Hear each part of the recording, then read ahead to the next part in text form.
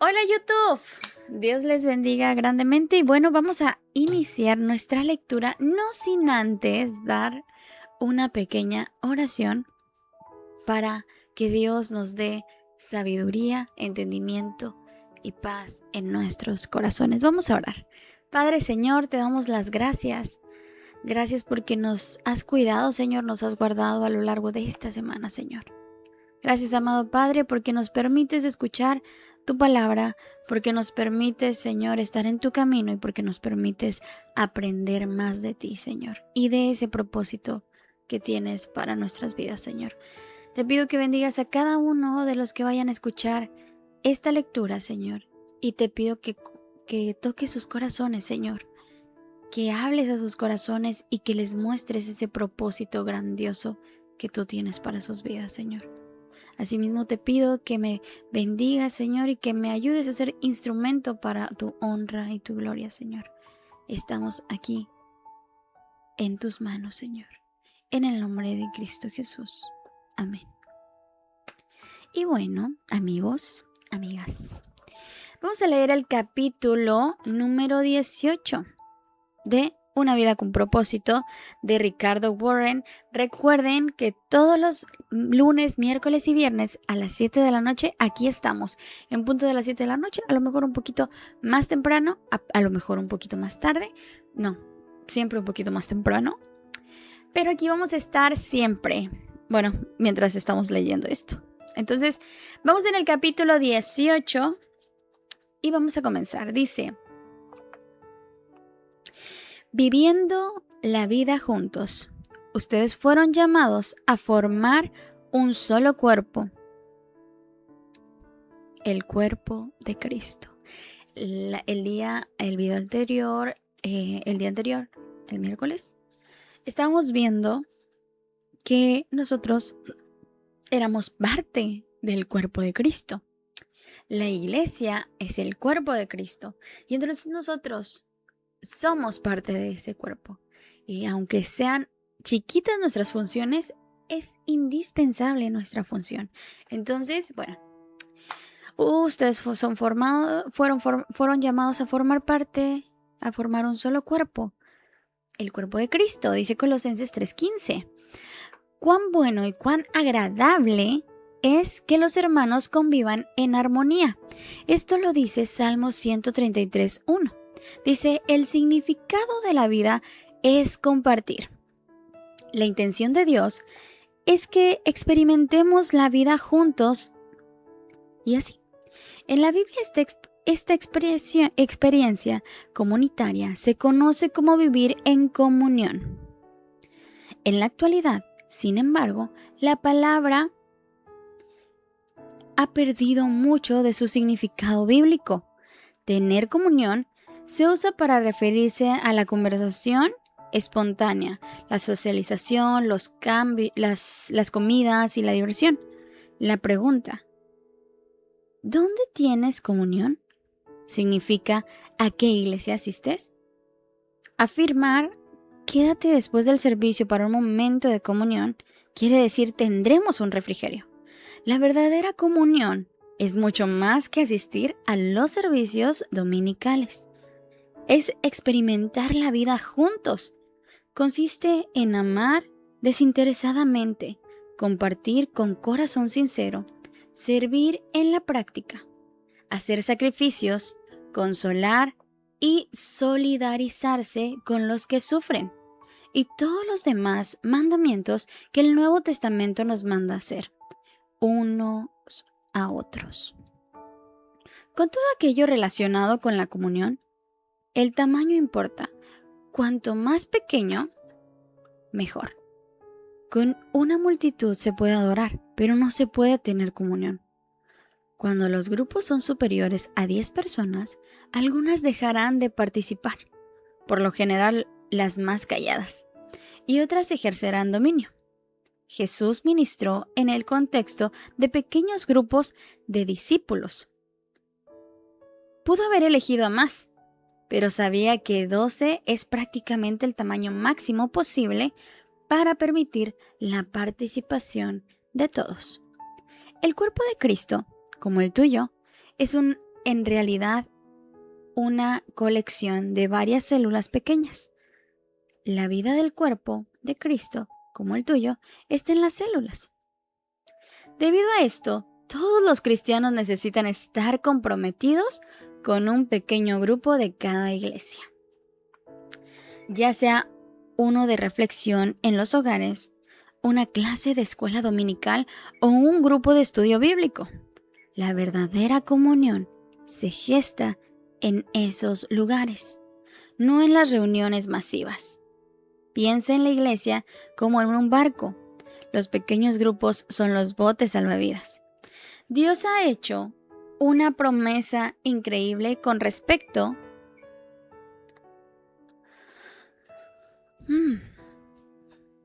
a los pequeños grupos de creyentes. Porque donde 2 o 3 se reúnen en mi nombre, ahí estoy yo en medio de ellos. Por desgracia, pertenecer a un pequeño grupo tampoco es ninguna garantía de que se experimentará una verdadera comunión. Muchas clases de escuela dominical y grupos pequeños son superficiales. No tienen idea de lo que es experimentar la comunión genuina. ¿Cuál es la diferencia entre la comunión verdadera y la falsa? En la comunión verdadera experimentamos autenticidad.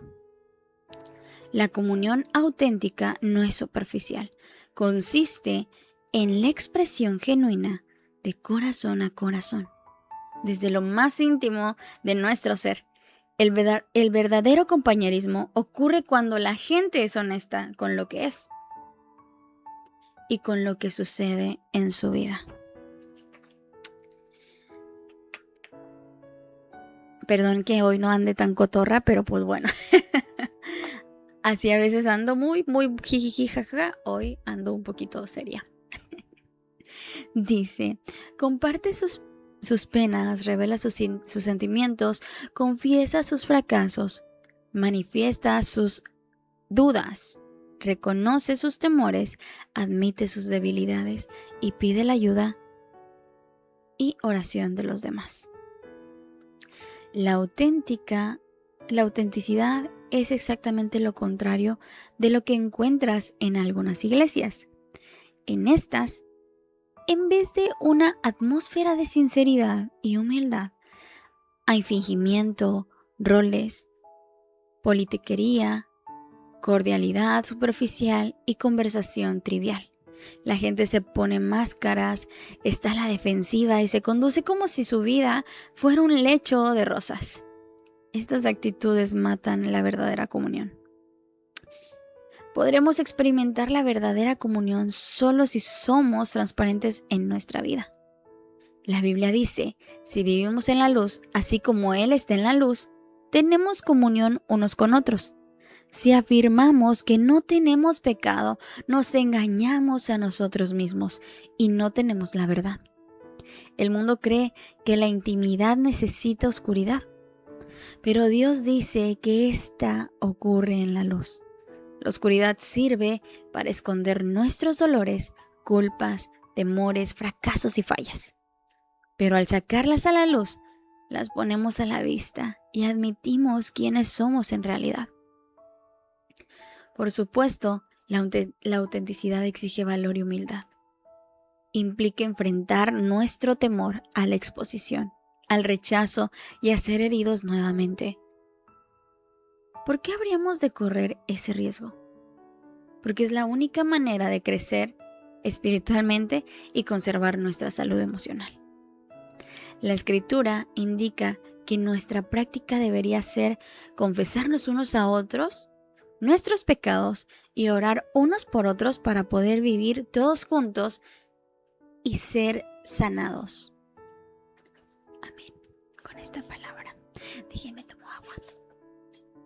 Gracias, Isabela. Muchas gracias.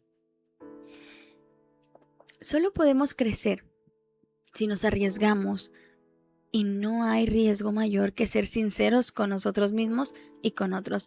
Allí, el miércoles les decía que es difícil pertenecer, está bien bonito y color de rosa estar en el cuerpo de Cristo, está bien padre, pero es difícil caminar ahí, porque puedes encontrarte gente que te va a lastimar y puedes encontrar gente, inclusive tú puedes lastimar a gente.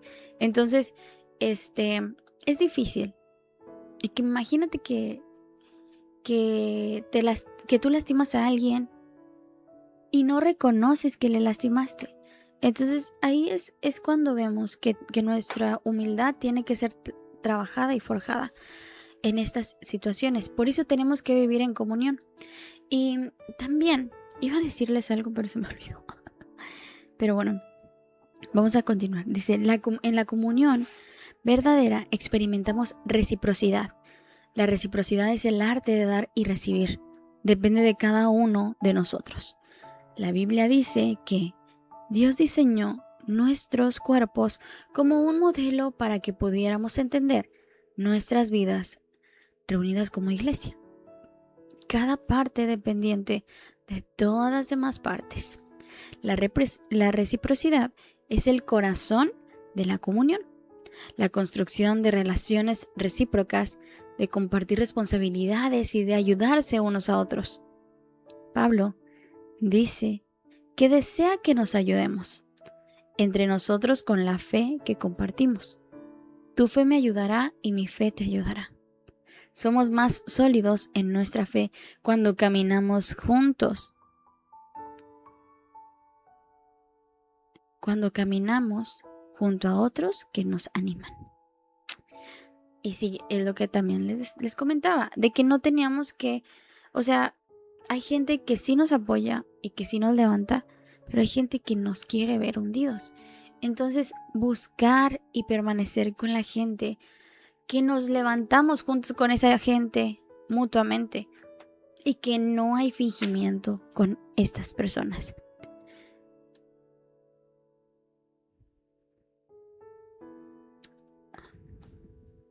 La Biblia nos ordena rendir cuentas unos a otros, animarnos, servirnos y honrarnos mutuamente. Más de 50 veces en el Nuevo Testamento nos manda hacer distintas tareas, unos a otros y unos con otros. La palabra de Dios señala: esforcémonos por promover todo lo que conduzca a la paz y a la mutua edificación. No eres responsable de cada persona del cuerpo de Cristo, pero tienes una responsabilidad con ellos. Dios espera que hagas lo que esté a tu alcance para ayudarlos. En la comunión verdadera experimentamos compasión. La compasión no se limita a dar consejos o una ayuda rápida y cosmética. La compasión es comprender y compartir el dolor de los demás. La compasión dice: entiendo lo que te está pasando y lo que sientes no es raro ni es una locura. Hoy también se le conoce como empatía, pero la palabra bíblica es compasión. La Escritura afirma que, como escogidos de Dios, santos y amados, debemos vivir con verdadera compasión, bondad, humildad, mansedumbre y paciencia. La compasión satisface dos necesidades humanas esenciales: ser entendidos y apreciados con nuestros sentimientos. Cada vez que entiendes y aprecias los sentimientos de alguien, estableces comunión. El problema es que muchas veces tenemos tanta prisa por arreglar las cosas que no tenemos tiempo para expresar nuestra compasión o estamos preocupados con nuestros propios dolores. La autocompasión agota la compasión por los demás. La comunión, fíjate, hay veces que sí cometemos este grave error de estar nosotros: ay, es que me pasó esto. Ay, fíjate que, por ejemplo, luego llega alguien a decirnos: oye, es que me siento mal. Y tú: ay, yo también, fíjate que me duele aquí, me duele acá y ya, te comiste la plática. Y no está chido. No está padre, no está nada padre. Ay, ya me perdí, ¿dónde voy?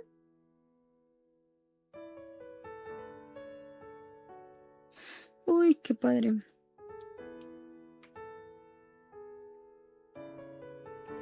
Ah, ya, pues muy bien, bien. Pues.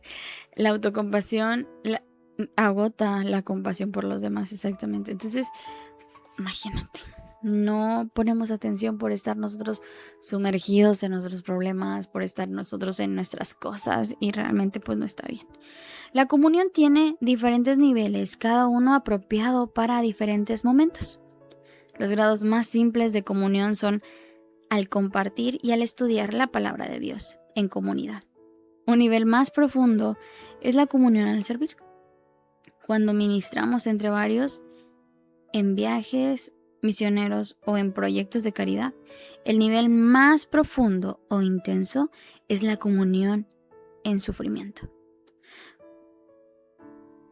Cuando nos solidarizamos con la pena y el dolor de los demás y nos ayudamos unos a otros a sobrellevar las cargas.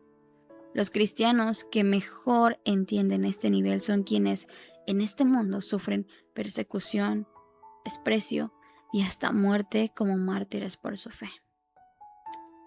La palabra de Dios nos manda, cuando tengan dificultades, ayúdense unos a otros. Esa es la manera de obedecer la ley de Cristo. Es en los momentos más intensos de crisis, dolor y duda, cuando más nos necesitamos unos a otros. Cuando las circunstancias nos aplastan y nuestra fe se derrumba, es cuando más necesitamos a nuestros amigos creyentes. Necesitamos contar con un pequeño grupo de amigos que tengan fe en Dios, por nosotros para permitirnos salir adelante. En un pequeño grupo, el cuerpo de Cristo es real, tangible. Aunque Dios parezca distante durante su sufrimiento, Job necesitó con desesperación contar con ese grupo. Clamó. Aunque uno se aparte del temor al Todopoderoso, el amigo no le niega su lealtad. En la comunión verdadera experimentamos misericordia. Ya llevamos varias de la comunión verdadera. Ahorita las vamos a ir repasando. La comunión es un lugar de gracia donde en vez de enfatizar los errores, estos se resuelven. La comunión se genera cuando la misericordia triunfa sobre la justicia. Todos necesitamos misericordia porque todos tropezamos y caemos y necesitamos que alguien nos ayude a ponernos en pie y en camino. Necesitamos brindarnos misericordia unos a otros y estar dispuestos a recibirla. Dios declara que cuando alguien peca, debemos perdonarlo y consolarlo para que no sea consumido por la excesiva tristeza.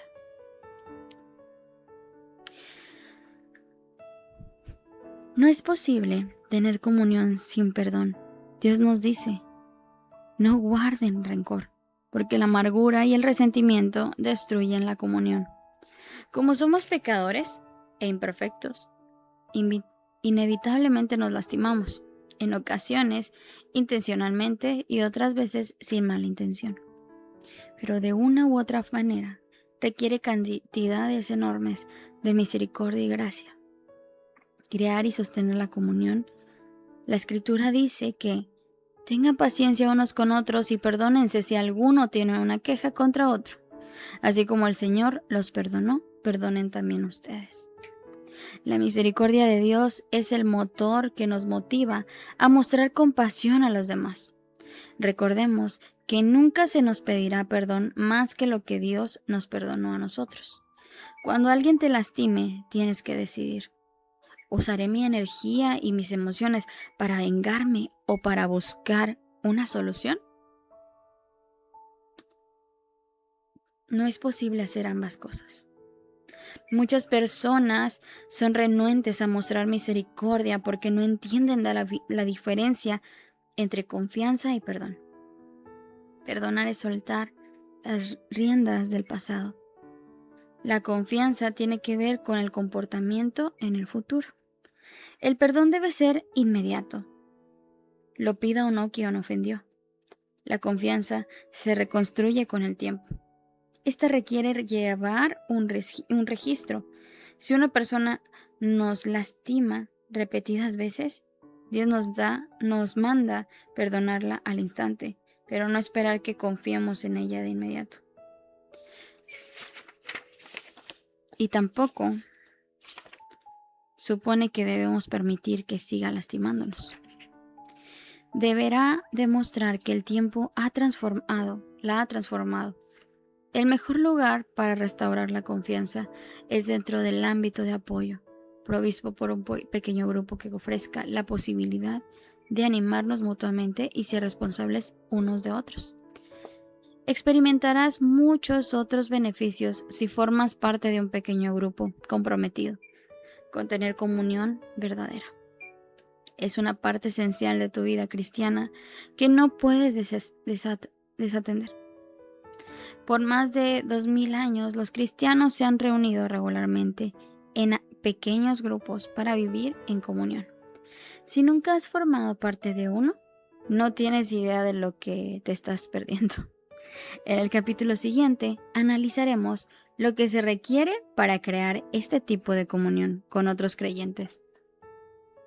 Pero espero que en este capítulo haya despertado el hambre de una experiencia de autenticidad, reciprocidad, compasión y misericordia que experimentarás con la comunión verdadera. Fuiste creado para esa comunión. Y ¿sabes algo? Es importante tener esa comunión. Es importante. Ayer, el capítulo anterior les decía que nos hace crecer, nos hace estar fortalecidos, nos hace madurar. Si nosotros no nos juntamos con la iglesia, con el cuerpo, nunca vamos a fortalecer nuestras áreas de oportunidad. Esos defectos que tenemos de fábrica, vamos a decirlo así. Bueno, no defectos, sino esas cositas que vamos aprendiendo, porque la vida nos ha dado muchos golpes. Y esas cositas que vamos cargando, que todavía nosotros tenemos que limpiar para poder servir a Dios y para poder ser santos ante su presencia, todo eso nos lo va a ofrecer cuando vivimos en comunión. Entonces tenemos que hacer esto. Tenemos que fortalecer esas áreas de oportunidad, de fortalecernos unos a otros, de brindar gracia, de brindar perdón, porque a veces nos es difícil brindar perdón. A veces somos muy rencorosos o no olvidamos y desconfiamos de todas las personas y, como les decía, nos portamos ariscos. Pero no, Dios quiere que nosotros fortalezcamos eso, porque Jesús, y siempre lo digo, bueno, es un ejemplo que todos debemos de tener. Jesús, ¿cuánto perdonó? Nos perdonó a nosotros. A Jesús lo golpearon, a Jesús le escupieron, le dijeron hasta lo que no. A Jesús lo maltrataron, a Jesús tenía haters por todos lados. Y aún así, Él los perdonó y aún así dio su vida por todos nosotros. Y por eso estamos gozando de la salvación que Él nos ofrece. Entonces, si Jesús sufrió todo eso, ¿cuánto más nosotros no podemos sufrir? Algunas cosillas, que me volteó la cara. Bueno, que no me habló. Ni modo. Al final de cuentas, Dios va a traer esa paz y ese crecimiento que tú necesitas, pero tienes que obedecer a su palabra.